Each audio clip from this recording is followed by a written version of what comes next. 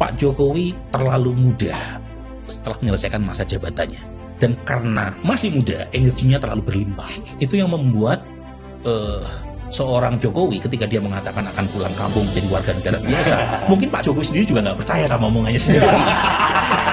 Ya, sebaiknya pemerintah itu perlu lebih banyak mencari orang yang bisa membuat relax, termasuk jangan melihat mantan presiden sebagai ancaman. Kan terus terang saya nggak mau menyebut ya, tapi ada satu faksi di sekitar presiden yang melihat semuanya itu seperti paku, jadi apapun pengen dipalu gitu sebagai ancaman ya, sebagai ancaman. Termasuk Pak Jokowi yang melihat termasuk habis demonstrasi Agustus 2025 kan klaimnya ya ada seribuan aktivis yang ditangkap. Itu suasana tegang muncul dan rasa meskipun curiga kan, tetap saya tidak bisa membenarkan sedikit pun kebebasan berbicara meskipun itu datang dari pihak yang tidak kita suka itu dirusak atau dikurangi.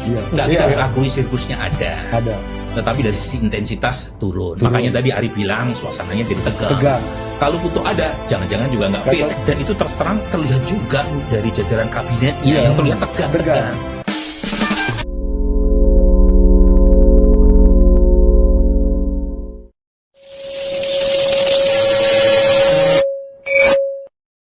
Nah, Prof, pertanyaannya Prof, Pak Jokowi post power syndrome nggak menurut Prof? Begini ya, mungkin jawaban iya atau tidaknya terlalu sederhana ya. Tapi saya kasih konteksnya ya. Jadi jawaban hitam putih dalam politik itu terlalu sederhana. Saya kasih konteksnya. Konteks yang pertama, Pak Jokowi terlalu muda setelah menyelesaikan masa jabatannya. Dan karena masih muda, energinya terlalu berlimpah.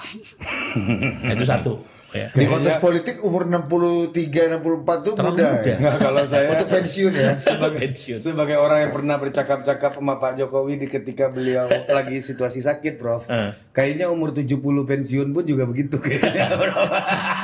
Enggak, kalau saya agak lain karena dia mungkin karena terlalu muda, energi masih berlimpah. Itu yang membuat seorang Jokowi ketika dia mengatakan akan pulang kampung jadi warga negara biasa, mungkin Pak Jokowi sendiri juga nggak percaya sama omongannya sendiri. Jadi kalau ada yang percaya omongan itu ya aneh aja. Gitu kan. Nah itu tadi. Coba bandingkan dengan presiden-presiden lain yang umumnya itu ketika sudah menyelesaikan masa jabatannya itu relatif sudah di atas 70. Ya, dan itu yang menyebabkan mereka mungkin berpikir yang lain kan. Kalau Pak Jokowi ini satu itu. Yang kedua adalah Pak Jokowi nggak punya partai dibanding dengan banyak presiden lain sebelumnya. Bu Mega dan Pak SBY. Ibu Mega, Pak SBY, Gus Dur, Habibie punya partai Golkar. Jadi Pak Jokowi nggak punya gitu. Di saat energi politiknya berlimpah tadi, gitu. Di saat beliau sedang tinggi kepercayaan dirinya pasca sukses mengantarkan Pak Prabowo sebagai presiden. Jadi ini semua tuh yang membuat kita lihat sekarang Pak Jokowi masih cukup aktif sekali gitu secara politik ya. Dan sekarang mungkin pengen menggolkan satu cita-citanya yang belum sempat tercapai, yaitu meloloskan PSI ke parlemen gitu kan. Jadi ini semua. Tetapi kembali ke tadi yang saya bilang gitu ya. Meskipun sekarang sepertinya sudah ada sudah mulai ada upaya untuk merekatkan kembali kan. Kalau kita kaitkan dengan situasi belakangan ini begini ya, saya merasa beberapa bulan sebelum pertemuan Pak Jokowi dengan Mas Didit, itu ada kesan, ada jarak antara Pak Jokowi dengan Pak Prabowo. Termasuk juga kalau kita lihat dari Mas Wapres. Mas Wapres ini kan sepertinya panggungnya kurang sekali, tapi tiba-tiba Mas Wapres menerima delegasi dari mahasiswa, mengajak beberapa pimpinan mahasiswa untuk kunker, naik konten, megang kucing, gitu kan. Terus kemudian saat yang bersama Pak Jokowi menerima orang-orang dekat Pak Prabowo, bahkan anaknya sendiri. Sepertinya, gitu kan, Pak Prabowo juga mulai menyadari bahwa dia butuh dukungan dari Pak Jokowi, ya kan, untuk menghadapi situasi belakangan secara ekonomi maupun secara politik. Dan di sisi lain, Pak Jokowi juga tidak bisa mengabaikan faktor Pak Prabowo. untuk menggolkan tujuan yang belum tercapai tadi. Cita-cita yang tercapai. Yaitu apa? PSI. PSI. Dan jangan lupa Pak Jokowi kan sudah mengatakan akan turun gunung, safari politik untuk membesarkan PSI. Kalau misalnya tidak ada komunikasi yang baik dengan Pak Prabowo kan bisa dianggap sebagai ancaman tuh. Ya. Dan bisa di quote unquote bisa dihalangi dengan Dihalangi, cara-cara. kan? Ya. Nah, makanya itu yang sepertinya ada take and give ya dalam beberapa momentum belakangan. Jadi Pak Prabowo udah kembali dari hidup sehat ke hidup Jokowi lagi. Ya? Ini bermakna sekali di statement itu. Tadinya sempat dari hidup Jokowi ke hidup saya. Cuma ini pandangan saya sebagai orang luar ya. Kacau. Kalau misalnya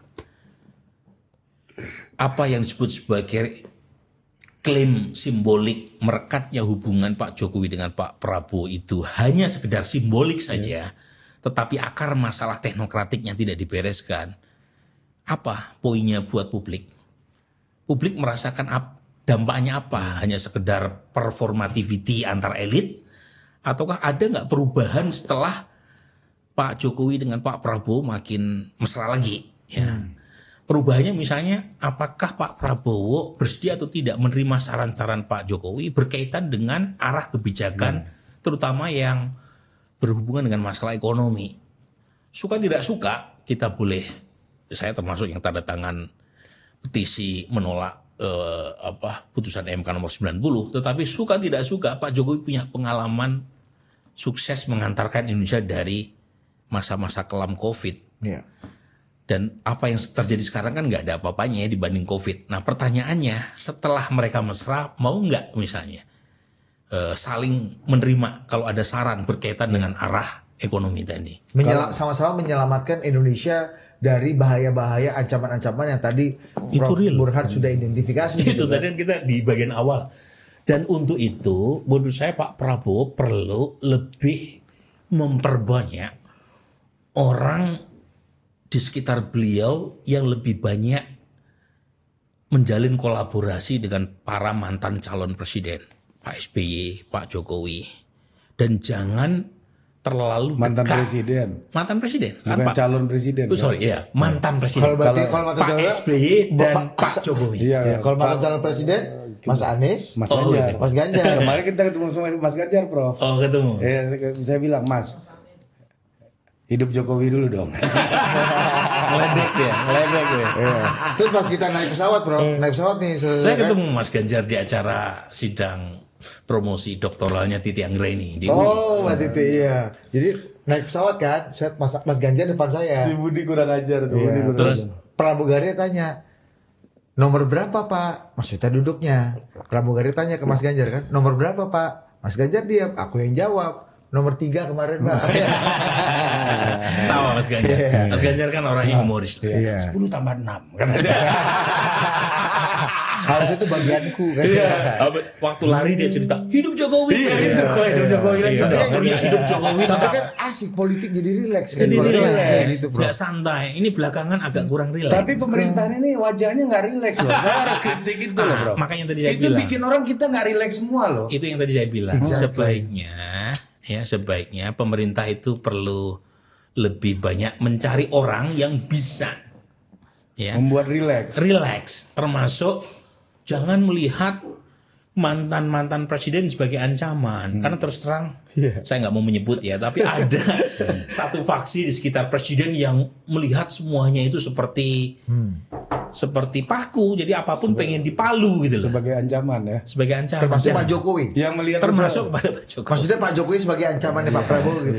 Kan ada yang Iya. kita dengar. Kita nggak bisa munafik lah untuk mengatakan Itu nggak ada ada. sebagian kelompok yang mengatakan begitu. Dan sebaiknya memang perlu dicari orang-orang sekitar Pak Prabowo yang bisa mengharmoniskan dengan Pak Jokowi, dengan Pak SBY. Oh, jadi sebenarnya gesture Itu kalau Mas di PDI itu kayak Bambang Pacul lah ya.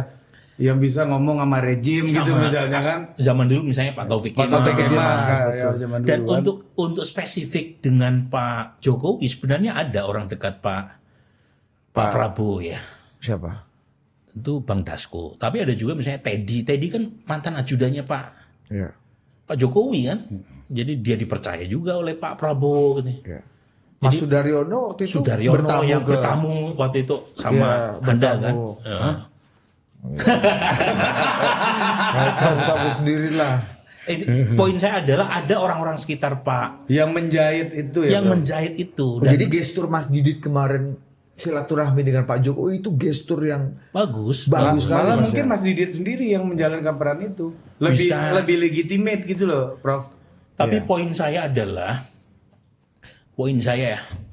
pertama dicari orang yang punya pengalaman bisa dipercaya oleh dua presiden, dan di situ kan ada Bang Dasko karena beliau wakil ketua pimpinan, wakil ketua DPR zaman Pak Jokowi kan. Ya. Atau Jenderal Luhut misalnya? Jenderal Luhut. Mungkin untuk D2D-nya di eksekutif karena Bang Dasko ada di legislatif. Saya sebut spesifik tadi Teddy. Meskipun mungkin ada Bang Zulhas yang menteri zaman Pak Jokowi juga Pak menteri Pratik. Zaman Pak Pratik. Kalau Erlangga enggak ya? Tapi untuk kasus Teddy atau Seskap ini kan lebih spesifik karena jaraknya dekat sekali kan sama presiden dan berhubungan dengan level eksekutorial kan. Daily itu ya. Daily kan hubungannya ya. Dan dia saya kira bisa menjembatani hubungan dengan Pak Jokowi. Pak Wapres menunjukkan gelagat dan gesture itu nggak selama ini? Mas Seskap. Mas T. Ya, terus terang memang sudah, tetapi kurang maksimal. Jadi. Ya, tapi kalau Pak Seskap merasa ada Mas Wapres sebagai kompetitor di 2029 kan repot juga, Prof. Makanya saran saya jangan melihat temporal untuk kepentingan jangka pendek. Ini tantangannya real buat Pak Prabowo. Jangan normatif juga deh. Gue sejak diskusi dibubarin ini gue udah gak mau normatif. Apalagi masalah apalagi masalah kita bos kan. Apalagi makanya Pak Seskap, Mas Wapres, siapapun ya itu harus terbuka untuk mengatakan kalaupun toh ada persaingan, itu kan wajar juga kalau ada persaingan. Tetapi ya lagi-lagi nggak bisa lepas dari aspek normatif ya. Tetapi masa sih untuk kepentingan jangka pendek yang kita tahu masih 3 tahun ke depan, kemudian kepentingan yang lebih besar, paling tidak untuk kepentingan rezim pemerintahan Pak Prabowo, kemudian dikorbankan, yang rugi semuanya loh, dua-duanya rugi. Makanya kalau popularitas Pak Prabowo merosot, kan siapapun yang terasosiasi dengan Pak Prabowo kena dampaknya semua. Minimal kan? Mereka menyelamatkan persaingan mereka. Itu. Kalau sekarang yang untung malah yang ada di luar. Kalau misalnya persaingan itu makin dipelihara. Yang ada di luar untung nggak dari situasi kayak gini? Secara elektoral begitu. Secara elektoral ya. Tapi saya nggak bisa bicara banyak.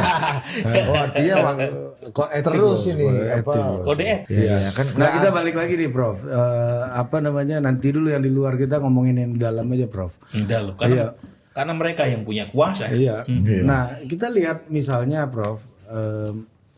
Ini kan kalau kita lihat Pak Prabowo hari ini ya dengan Prof bilang tadi butuh jembatan dan wajah kekuasaan atau wajah pemerintahan Pak Prabowo hari ini itu kan keras ya. Dan yang kedua komunikasi buruk, kaku sekali dan membuat orang semuanya tegang.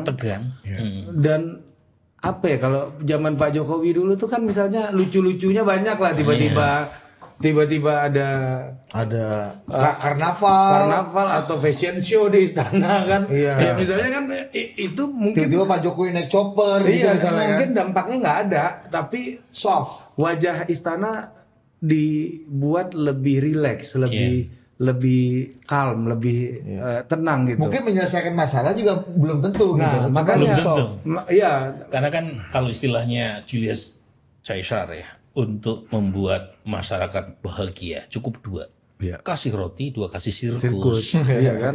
Nah kalau rotinya kurang, sirkusnya juga kurang, kan repot. Atau sirkusnya nggak cocok. Bisa loh Prof. Sirkusnya ada terus. Cuma ternyata marketnya nggak suka sirkus itu. Aduh sirkus yang lain dong Pak. Ini kan kayak saya Prof. Kalau diajak Budi ini maaf nih pecinta-pecinta jazz, bukan saya merendahkan Anda ya. Tapi kalau diajak si Budi kampret ini nonton Java Jazz Prof. Saya tahun-tahun terakhir saya udah nggak mau ikut. Sama, saya juga kurang menikmati.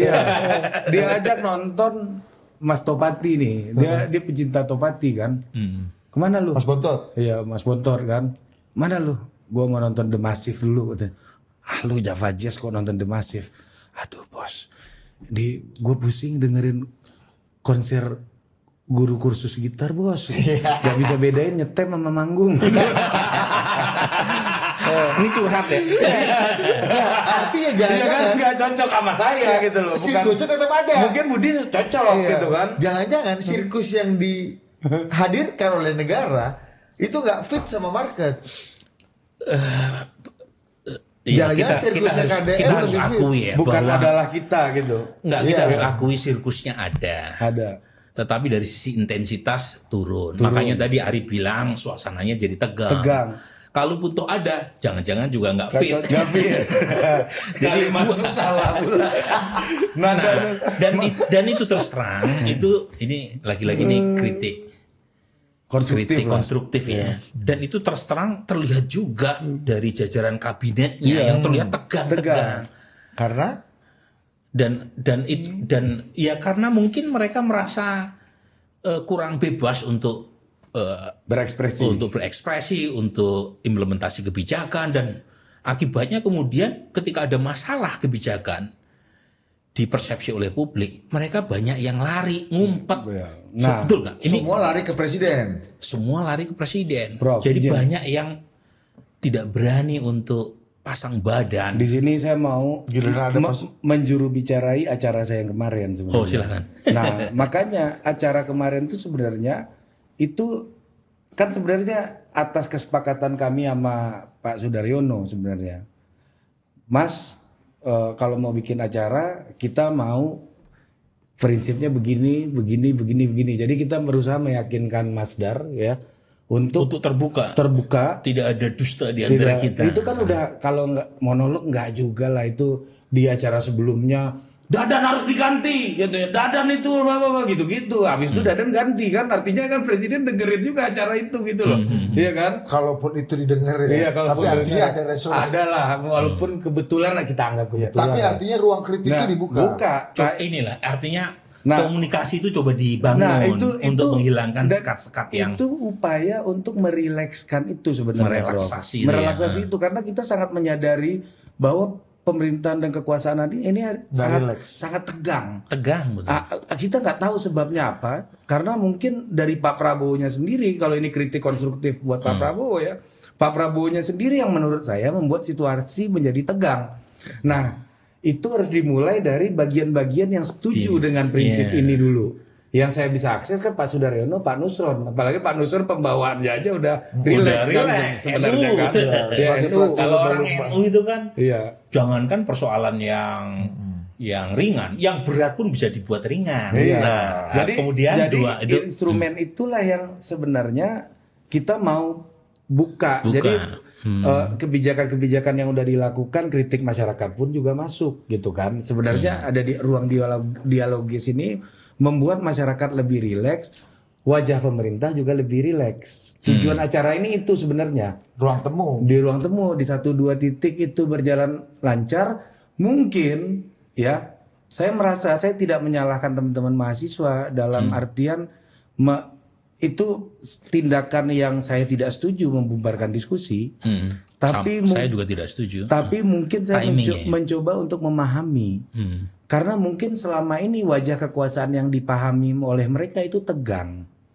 Bukan wajah kekuasaan yang rileks, yang bisa mereka ya kayak kalau sama Om Didit tuh kan anak saya tuh bawaannya gelendotan terus gitu. Beda sama Om Kevin yang di sini mukanya lebih tegang gitu kan. Ya jadi bawaannya nggak mau gelendotan sama Om Kevin gitu kan. Nah tiba-tiba Om Kevin sok-sokan rileks, anak saya mungkin kabur gitu. Misalnya Ada apa nih? Ya, ada apa nih tiba-tiba berubah. Iya gitu. Ini namanya pilot dan eksperimen sebenarnya Prof ya kan. Nah bagi saya ini sebagai sebuah catatan. Ketika itu direlaksasi, ini ada orang yang ternyata terkejut juga. Ya bagi saya sih ini sesuatu yang bagi saya teman-teman mahasiswa itu kita harus akui itu tindakan yang salah ya. Tapi dari sisi penyelenggara kita pun juga mendapat masukan yang sangat berarti. Misalnya hadirkan dari kedua sisi. Tadinya kita berpikir kalau dihadirkan kedua sisi kita mau dengar mahasiswa lebih banyak gitu. Kalau mau dengar Prof Burhan kita bisa nonton YouTube, bisa nonton di TV. Pasti Prof Burhan Atau programnya Prof Uceng gitu kan misalnya, atau Prof Uceng di UGM kan di konten-kontennya udah banyak di media kan. Kita bisa akses kontennya sebenarnya. Misalnya kayak kemarin si Tio, ketua BEM UGM kan kontennya udah banyak di media. Udah banyak. Kita bisa potongkan untuk dihadirkan di video kontennya. Yang perlu bicarakan yang belum ini sebenarnya. Itu mahasiswa itu kenapa pas dituduh dua sisi, kenapa nggak dua sisi? Ya alasan, ya tentu ada alasannya, nggak ujuk-ujuk gitu kan. Iya kan. Nah tapi memang kalau itu maunya nanti ya kita tinggal buat, itu mah nggak sulit. Di-win. Iya diwin. Itu mah nggak sulit, tinggal ngundang kok gitu kan. Itu mah bukan perkara sulit. Kayak orang kita tiap minggu bikin acara debat kok. Semuanya bisa kita hadirin. Tapi kan poin gitu. hari tadi adalah ada kayak semacam background. Akhirnya Prof, kawan-kawan meributkan masalah format, kan diskusinya nggak mutu jadinya. Ya udah, tapi saya paham keresahannya apa karena ada background yang membuat itu, suasana tegang. Karena kaget kan. Dan kebetulan memang kita harus akui kan, habis demonstrasi Agustus 2025 kan ada klaimnya ya ada 1000-an aktivis yang ditangkap. Itu suasana tegang muncul. Dan rasa meskipun curiga kan. Tetap saya tidak bisa membenarkan sedikit pun kebebasan berbicara, meskipun itu datang dari pihak yang tidak kita suka, itu dirusak atau dikurangi. Ini bagian dari sikap seorang demokrat. Jadi meskipun datang dari orang yang tidak kita suka, kita harus kasih kesempatan mereka untuk bicara. Gitu. Jangan mulutnya yang kau sumpal, kupingmu aja yang kau tutup, kan gitu aja. Kan sebenarnya. Jadi saya terus terang tidak setuju aksi pembubaran itu, bukan karena saya bicara depan Anda berdua ya. Ini bukan buat sur kan? Bukan. Dan itu sikap saya dari dulu seperti itu. Gitu ya. Misalnya kalau kita mengkritik tentara yang membubarkan acara diskusi pemutaran film Pesta Babi misalnya, kita kritik tentara karena tidak memberi kesempatan buat aktivis diskusi tentang film Pesta Babi, maka kita juga jangan meniru perilaku tentara yang dengan semena-mena membubarkan kebebasan kita untuk bicara. Lalu kalau misalnya melakukan hal yang sama, apa bedanya dengan mereka, kan gitu kira-kira ya. Itu soal prinsip lah. Cuma yang saya pengen menariknya ke arah yang lebih besar tadi, ya. Soal ketegangan dan komunikasi pemerintah.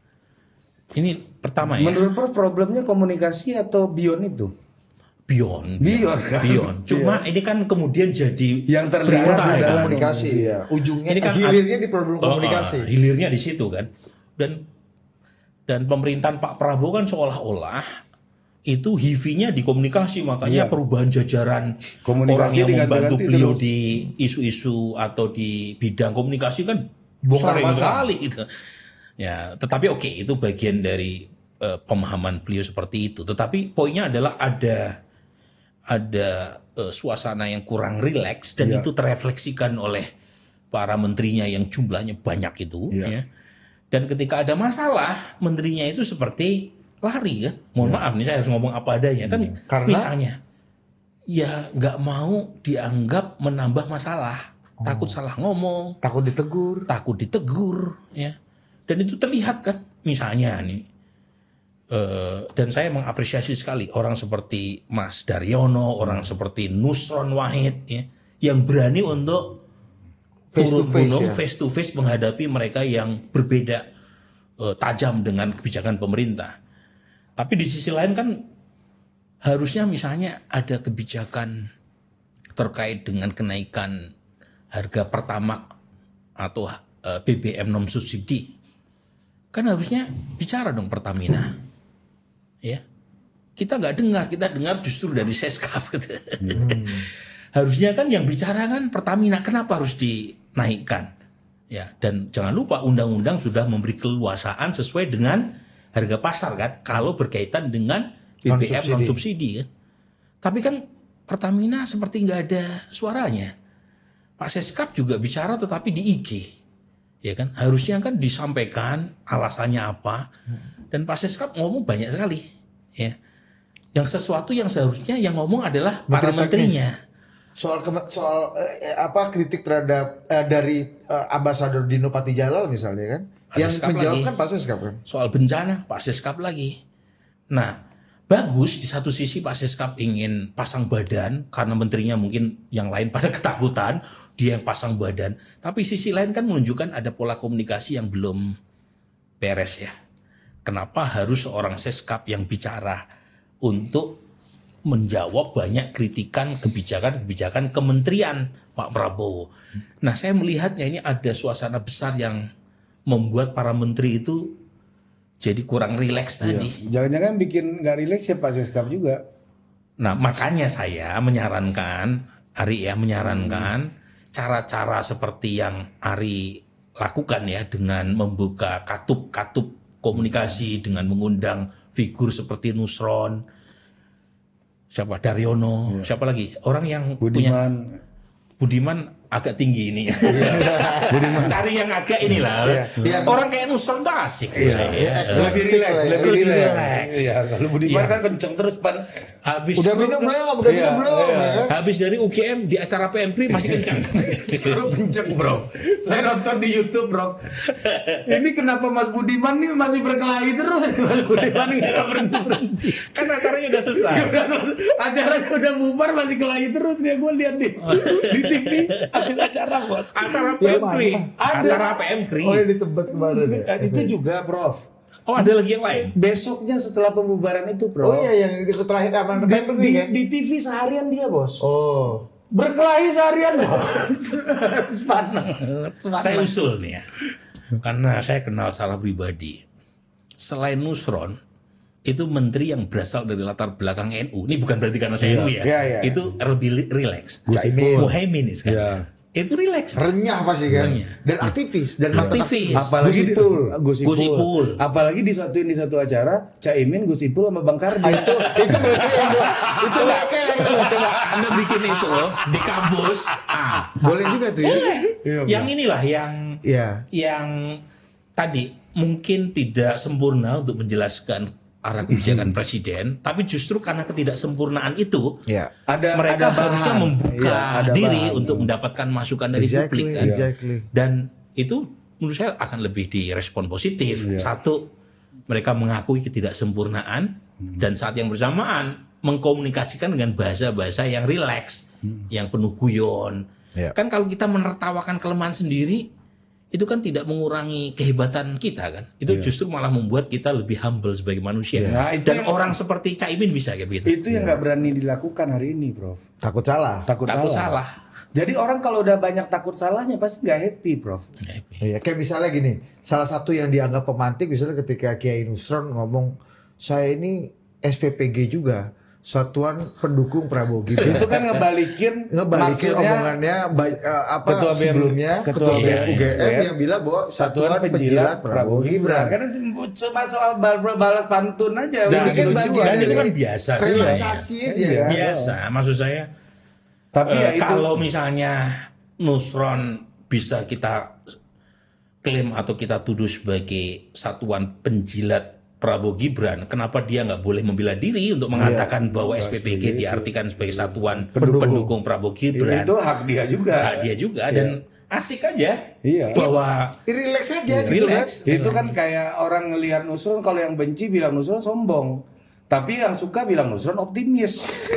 Nah, mungkin gini juga, mungkin gini juga. Ini selain tadi aura ketegangan tadi, saat yang sama jangan lupa acara di Jogja. Ini bukan berarti saya, don't get me wrong ya, saya membenarkan penggerudukan itu buat saya itu tetap salah, apalagi buat mahasiswa. Tapi timingnya kan berdekatan dengan setelah demo itu. Jadi ketegangannya makin tinggi. Betul. Jadi meskipun ini kan sebenarnya pendeknya makin kemana-mana gitu. Sebenarnya kan tujuan mulianya ini kan membawa aspirasi yang ada di jalanan, misalnya di Kejayaan misalnya, untuk di channeling ke orang-orang yang bisa mendengar. Tapi menurut gue itu lebih ke kekagetan dia. Kawan-kawan kaget. Itu. Ini permainan apa nih? Karena biasanya nggak gini loh, kaget dan curiga. Iya karena kaget, jadi curiga karena kaget. Tadi gitu trust kan? issue. Jadi makin curiga gara-gara kaget kan. Ini kan, dan di atas segalanya saya harus kasih kredit ya kepada Pak SBY. Kalau Pak Jokowi di periode kedua menurut saya nggak bagus juga dari sisi kebebasan berekspresi ya. Zaman Pak SBY 10 tahun. 10 tahun, bayangkan ada yang demo bawa kebo, Iya, Shibuya. kemudian Tulisannya, Shibuya betul. SBY-nya digedein, nggak diapa-apain. Bahwa ada pendukung Pak SBY yang mungkin marah, tapi Pak SBY-nya rileks sekali. Iya. Waktu itu Prof, waktu itu belum ada sosial media, nggak bisa didoxing barang ini. di periode kedua ada. Saya Udah ada. aktif di Twitter itu tahun Udah 2010. Udah mulai Twitter ya, rame. Prof. Ya. Tapi politisi-politisi zaman itu, mau dari pemerintah atau dari oposisi, rileks sekali. Coba lihat Iya, tweet-tweetnya Mas Pramono Anung. Iya, zaman itu. Relax. Belum ada cancel culture, bro. Belum ada cancel culture. Apa? Oh, itu asik sekali ngomong. Meskipun setiap hari kita lihat ada tweet war kan. Ini Gus Ulil nih tweet war bersama Gus Ulil nih kan. Itu saya gitu, merindukan masa-masa itu. Kelahi-kelahi sampai ketemu di GBK ini, lu tahu nggak dulu kan? Sampai. Ayo kita ketemu di GBK, banyak dulu ribut. Jadi dikasih panggung untuk ini karena ribut di Twitter, kemudian mereka menyelesaikan dengan cara Di zaman Pak Jokowi kan sempet tuh tweet war antara Mas Budiman dengan Dandi Laksono. Jadi acara debat kan? bagus banget. Ya, masih itu Kayak masih begitu. relax. Masih relax. Iya. Iya. Jadi Tapi ya santai aja kan, nggak dengerin aja kalau saya nggak ingat suka. cerita nih ya. Ini Ray Rangkuti yang cerita ke saya. Jadi Win. Ray Rangkuti nih, legenda hidup aktivis di masaan kita nih. Ahmad Fauji kan? Ahmad kita ini kan? Dia bikin buklet gitu, pendek 9 kebohongan SB. Kenapa Iya. 9? Prof, Karena itu mohon izin Prof, panitianya saya dulu. Prof. Oh, Anda. Waktu saya Yang di magang Ma'arif Institute. KWI. Ma'arif, iya acara di KWI Oh, ada iya. Romo Magnis segala Nah, macam itu. tuh. Iya. Ah, Ada ini menarik pangginya? nih. Oh, Iya, saya panitianya Prof. Panitianya. saya Penting nih. Saya magang Saksi di hidup, magang saksi di hidup. Ma'arif Institute. Nah, lanjut. Nah, jadi kawan ini mengorganisir diskusi 9 kebohongan SB. Yang panitianya Hari Putra. Kenapa 9? Karena angka kesayangan Pak SB 9. Kayak 08 di papan bola. Gitu. Terus dia panggil tuh pemerintah. Magnis. Pemerintah tentu saja yang bagian pro 9 kebohongan datang semua. Iya. Dan diundanglah representasi pemerintah. Cuma satu yang dipanggil. Sopo? Jubirnya Andi Malarang. Daniel. Oh, Daniel Sparingga. Iya. Dan dia datang sendiri, nggak pakai ajudan, dia catat. Nah, acara yang sama dilakukan di UIN kemarin. Harapan saya pemerintah ada yang datang, minimal satu aja. Nggak ada dari 12 yang saya undang, satu pun nggak ada yang datang. Oh, waktu Yang acara yang ada Prof Ipo. SM itu. Ya, Itu. tapi gini Prof, saya ingat banget walaupun Prof waktu itu Prof Fran Magnis di sana di kelompok 9 kebohongan ini berada di barisan itu waktu itu, ya kan? Tapi sebagai seorang intelektual, Prof Fran Magnis juga mengkritisi istilah 9 kebohongan itu. Itu kan artinya asik gitu. Iya. Dia sebagai bagian dari yang mengkritik pemerintahan SBY. Jadi, tapi tidak serta-merta membenarkan seluruh argumen dan para kontra SBY. cara menyampaikan ini. Saya ingat betul beliau ngomong gini. Ini mengatakan 9 kebohongan ini, katanya kan, ini sebuah gerakan moral. Tapi ketika kita menganggap orang sudah pasti berbohong, gitu ya kan, dan saya menjadi bagian yang menuduh orang berbohong, gitu kan. Ini saya juga akhirnya mempertanyakan moral saya, katanya. Jadi dia mengkritisi. Ada refleksi. Ada refleksi. Itu gitu. suasana seperti itu. Dan santai aja. Santai. Sama kayak Bang Adi Malarang pernah cerita di sini ya. Ketika tegang-tegangnya antara waktu zaman itu dengan kelompok Islam yang pasca bombing di Indonesia, waktu itu kan menguat tuh Abu Bakar Bashir segala macam. Sekian ya. Andi Malarang bilang bisa gua diskusi, bikin forum, saya sama Abu Bakar Bashir. Iya. Saya juru bicara presiden, katanya. Dan kita berdiskusi santai aja. Ya, kita sama-sama Padahal nggak mau. Contoh itu saya di hutan kayu waktu itu sama Ulil. Sama teman-teman bikin jaringan Islam liberal. Diskusi sama Adian Husaini satu meja dengan kubu Dewan Dakwah. Iya. Dengan Fauzan Al-Ansari. Biasa. Bahkan mereka kita undang dalam workshop Jil. Wow, biasa. Iya. Dan menurut saya suasana itu juga tidak bisa dipisahkan dari kepemimpinan nasional yang tidak alergi terhadap kritik. Oh, tergantung ininya ya, Ingat gesture dari ininya. Gesturnya Ya. juga. Ingat gak waktu itu Pak SBY bikin koalisi raksasa, tapi justru Golkar dan PKS yang paling kencang mengkritik dari dalam. Dan Pak SBY tidak marah kan? Iya, nggak di reshuffle juga, nggak di reshuffle juga.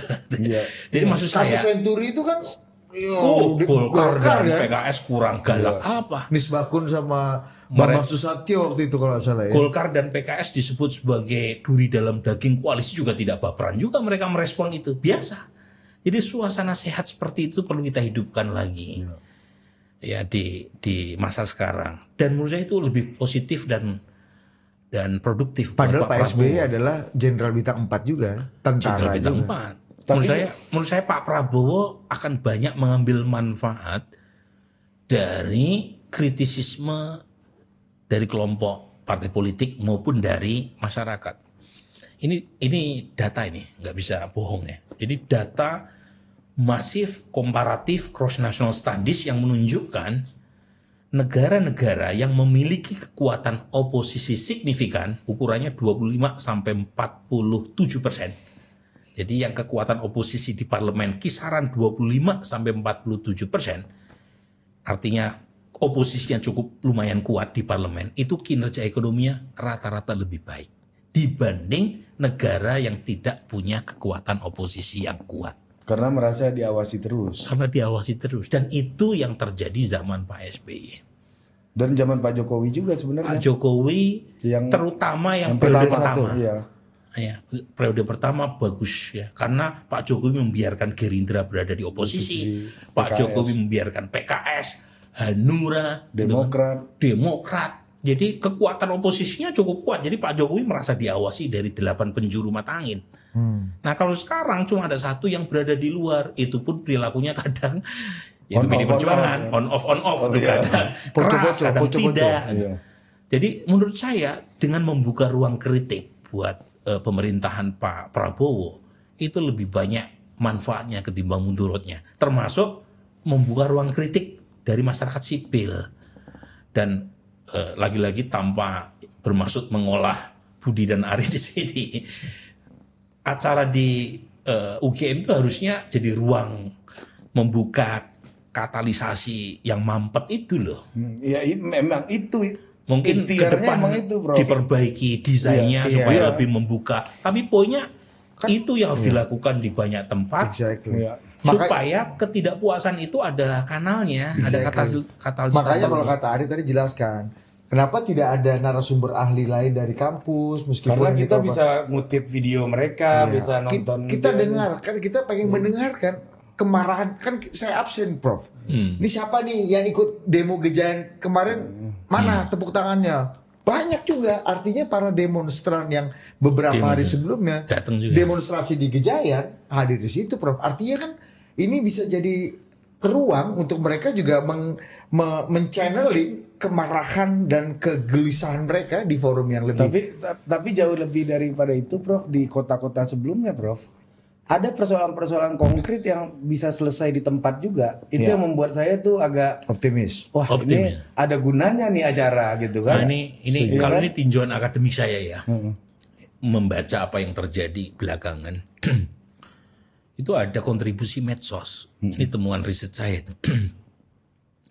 Jadi medsos yang makin menguat terutama di era Pak Jokowi dan sampai sekarang zaman Pak Prabowo itu membuat fenomena echo chamber atau ruang gema yang awalnya muncul secara digital dan dipelihara melalui algoritma medsos yang membuat orang monolog, tidak berdialog. Monolog loh. Karena ketika bicara untuk kubunya, maka mereka yang afiliasi politiknya sama, dia akan secara rutin mendapatkan konten-konten yang satu visi. Akhirnya nggak terjadi cross-cutting perspektif kan. Kutukan algoritma ya. Kutukan algoritma. Dan itu ketika turun ke dunia nyata ke bawah. Ke bawah.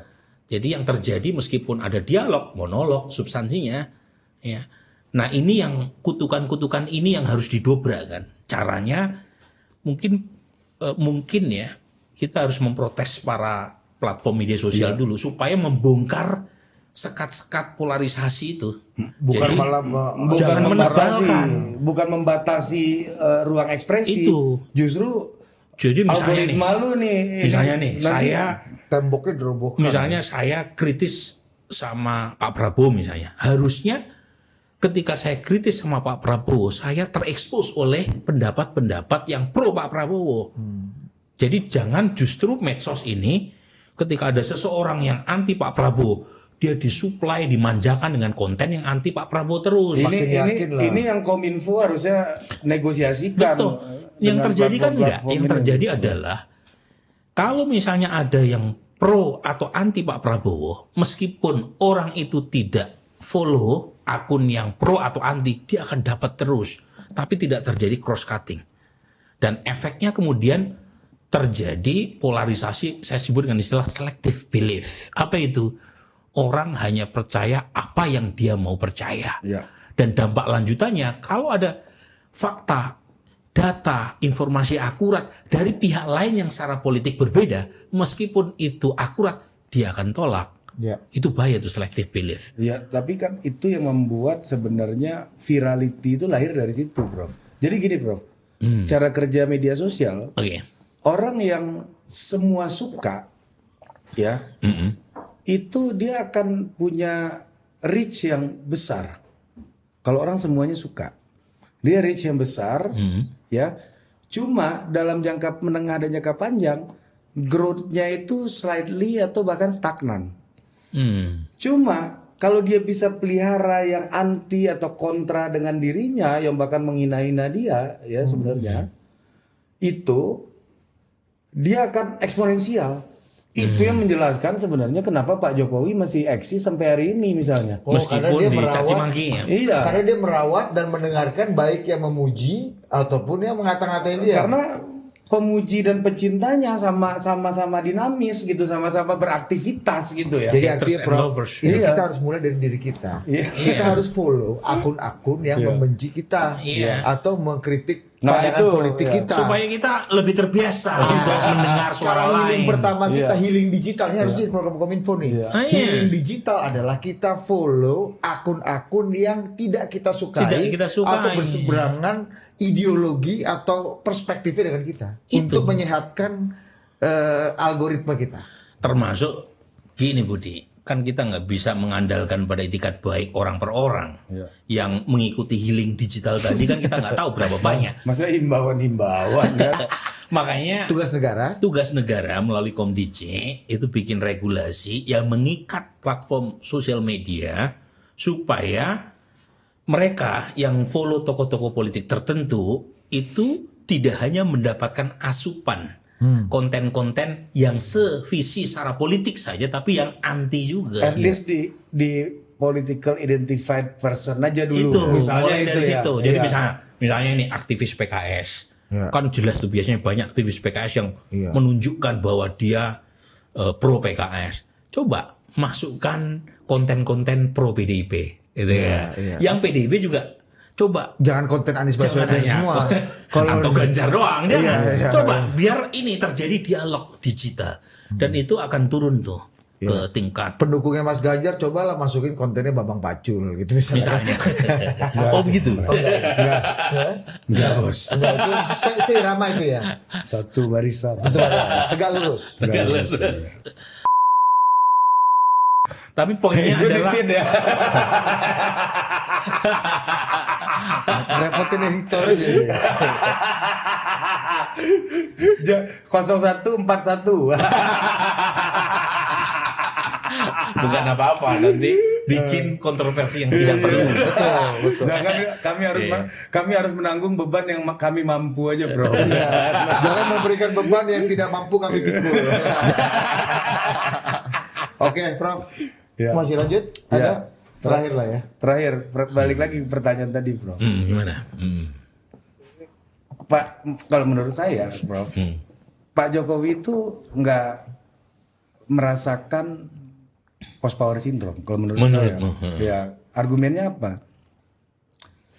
Karena basis kekuasaan Pak Jokowi itu bukan hanya kekuasaan formal, tetapi juga persepsi publik. Dan mengelola persepsi publik itu, Pak Jokowi punya punya tim dan punya kemampuan ya market sensing yang bagus dari dulu, dan bahkan hari ini tuh misalnya pidato-pidato lamanya muncul lagi kan, perasaan kita ini harus sama gitu kan muncul, kayak Prof bilang tadi.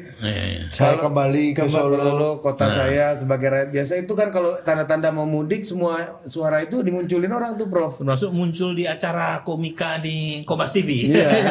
Lewat Mukmin, sang juara komika tahun ini. Saya akan lawan. Itu tuh kan mana-mana jadi ringtone, Prof, sekarang, Prof. Saya akan lawan. Saya akan lawan Bro, gitu. ada yang jual kaosnya Pak Jokowi saya akan lawan itu, Bro. Iya kan?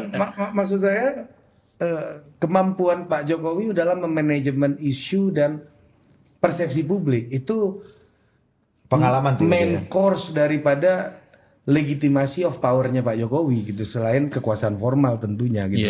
Nah, menurut saya dalam hal itu ini yang to some extent tuh beberapa mantan presiden yang lain tidak terjadi. Se-advance Pak Jokowi, makanya akhirnya saya melihat orang datang ke rumah Pak Jokowi segala macam. Sekarang udah dikasih itu, kalau lihat di video-video kan, udah ada sound system. Ada sound system, Bro.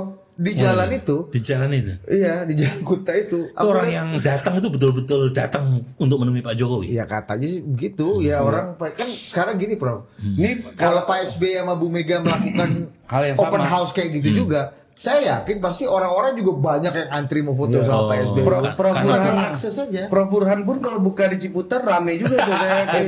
Iya kan? Dari yang mobilnya minta tanda tangan buku sampai tanda tangan skripsi dan ini kan sama betul, kayak betul. fenomena kopi Joninya Hotman Paris, mirip-mirip lah gitu kan. Rocky Gerung juga Karena kalau beliau buka. buka tiap hari Iya. dan dia temui, dia layani mereka yang datang jauh-jauh, akhirnya kan orang juga makin menciptakan ramai. efek viralitas. Saya yakin kalau Pak SBY dan Bu Mega melakukan hal yang sama, juga itu kan nggak berhenti. Cuma masalahnya yang punya stamina seperti Pak Jokowi. Nggak Nah, banyak. itu masalah mau itu apa yang saya mau. bilang tadi. Kalau pertanyaannya Pak Jokowi itu apakah post power syndrome atau enggak, menurut saya Pak Jokowi tidak merasakan itu, dan karena sumber dari legitimasinya adalah persepsi. Nah, sementara Pak Prabowo itu sumber dari legitimasinya menurut saya itu struktural power gitu loh, Bro. Legitimasinya adalah formal power. Formal power. Makanya membuat banyak orang harus diformalkan. Si ini harus dikasih jabatan ini, si ini harus dikasih jabatan ini, si ini harus dikasih jabatan ini, gitu kan. Menarik. Sehingga wajah Ini kekuasaan sosiolog ini yang bicara. Mantunya siapa? Mantunya dokter sosiologi juga. I was. Sekarang media rejim, Bro. Kata mereka kemarin medsos, ya kan? Nggak apa-apa. Nggak apa-apa. Santai aja. Kan Healing. Ya. Tapi itu sih menurut saya, dan kalau balik lagi ke survei yang Prof bilang gitu ya, Yang dia nggak mau katakan. Kalau Jokowi kan nggak boleh. Yang kita bahas gitu ya. Ini kan bagaimana konversi dari persepsi ini di 2029 kan itu sebenarnya. Kalau yang bisa kita lihat kan kekuatan persepsi dari survei. Struktural power kalau nggak jadi persepsi, nggak terkonversi kan juga nggak. Secara elektoral juga nggak kelihatan juga gitu loh. dampaknya menjadi minimalis kan. Iya. Dan memang pertama begini ya, sebelum beliau berpisah jalan dengan PD Perjuangan itu yang suka ya. Ya. Karena beberapa teman PSI coba mentwist pendapat saya seolah-olah suka disamakan dengan approval rating. Beda. Suka itu afeksi saja. Nah, sebelum pisah jalan dengan PD Perjuangan kurang lebih sekitar September 2023 ya, pasca putusan MK itu Pak Jokowi tingkat kedisukannya 94%. Tinggi.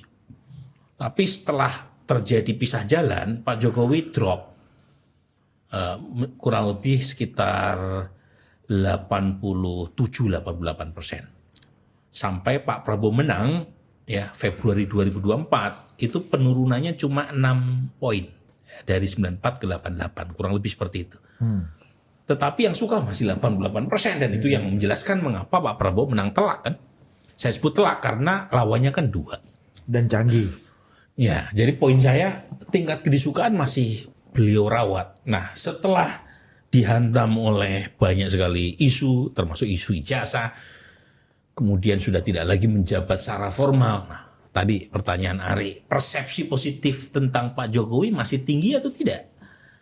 Ingat ya, ini bukan approval rating karena beliau sudah tidak lagi menjadi presiden. Kedisukaan. Tingkat kedisukaan turun dari 88 dihantam Roy Suryo dan kawan-kawan jadi 76. Dari 88 ke 76%. Ya. Sampai April 2026. Itu dihantam Roy Suryo atau itu proses alamiah karena termasuk alamiah juga sih. Ya. Intinya ada banyak lah variabel. Jangan terlalu nanti kawannya merasa sur pula. Iya, kan? Sakti juga Roy Suryo. Tapi yang menarik nih, itu kan sebelum ada perkembangan terbaru ya Roy Suryo dan Tifa ya hari ini ya. Ditangkap. Karena kenapa kemudian sempat turun di bawah angka 80, mungkin karena lamanya proses penegakan hukum terkait dengan isu ijazah palsu, sehingga orang mulai bertanya ini benar atau tidak. Ya, tapi kalaupun toh misalnya mengabaikan faktor perkembangan terakhir, di mana ada penegakan hukum terhadap Roy Suryo dan Ibu Dr. Tifa, tapi sejelek-jeleknya kan tadi 76, 77 kan masih tinggi juga.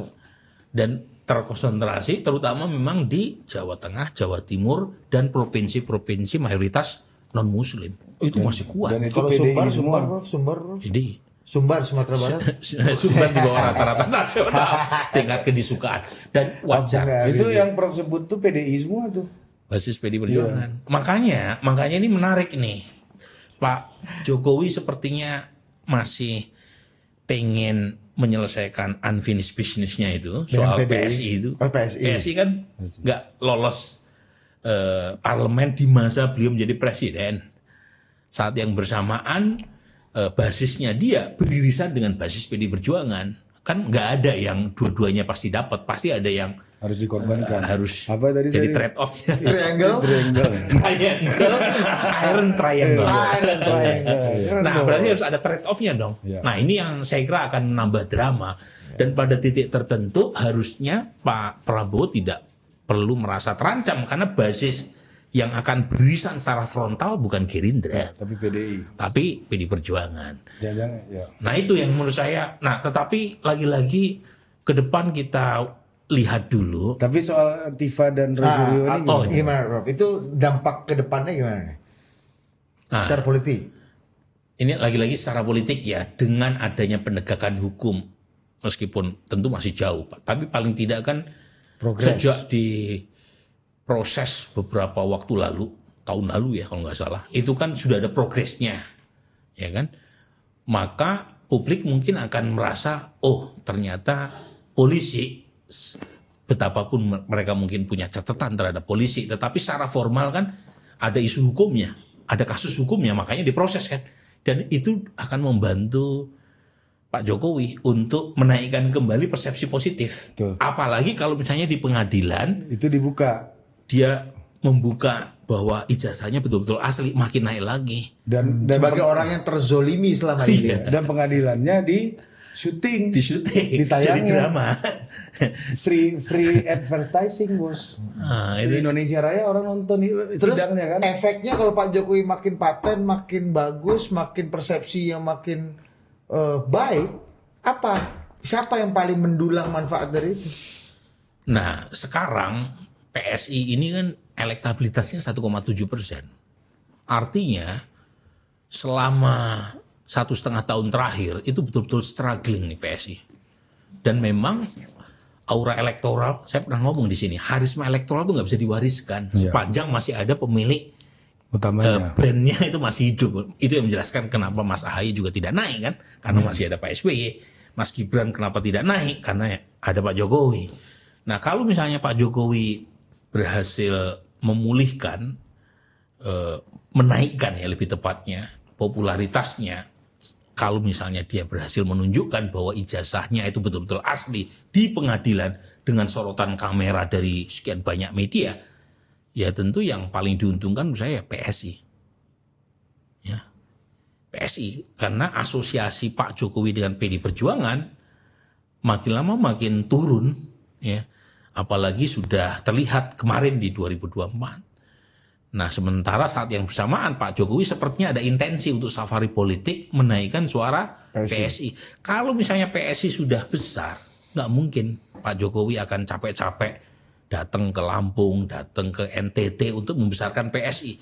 Itu kan menunjukkan bahwa PSI masih struggling secara elektoral. Dan dia bekerja untuk itu sambil menunggu proses pengadilan terkait dengan ijazahnya. Pak Jokowi lah yang mengatrol suara PSI nanti ya.